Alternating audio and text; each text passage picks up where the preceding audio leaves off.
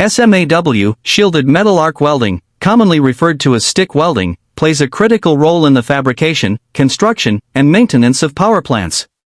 Power generation facilities, whether nuclear, thermal, hydroelectric, or combined cycle, rely heavily on welded joints to ensure the integrity and reliability of their infrastructure. In these environments, safety, durability, and compliance with strict codes and standards are non-negotiable. SMAW, known for its simplicity, portability, and ability to perform in various environments, is widely used in these plants, particularly for structural welding, pressure piping, boiler fabrication, and maintenance operations.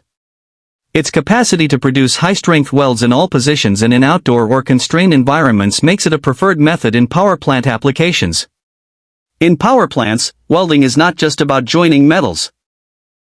It is about ensuring that the components can withstand high pressure, extreme temperatures, corrosion, vibration, and continuous operational stresses. SMAW is particularly suited for such high-stakes applications due to its reliability and versatility. The process uses a flux-coated consumable electrode that, when struck against the workpiece, forms an electric arc.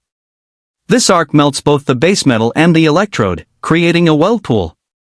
The flux coating provides a shielding gas and slag covering that protect the molten metal from contamination by atmospheric gases like oxygen and nitrogen, which could compromise the weld quality.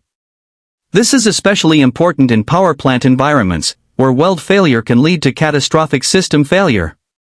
One of the major areas where SMAW is used in power plants is in pressure piping systems.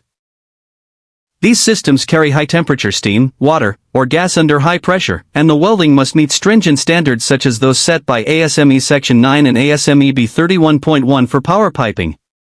SMAW is often used for root passes in pipe welds, particularly with low-hydrogen electrodes like E7018, which help prevent hydrogen-induced cracking, a major concern in high-strength, thick-walled components. The low hydrogen content of these electrodes reduces the risk of delayed cracking and ensures welds retain their strength and toughness, even under fluctuating loads and temperatures. In some applications, E6010 or E6011 electrodes may be used for root welding because of their deep penetration and fast freeze characteristics, especially in vertical and overhead positions, followed by E7018 for the fill and cap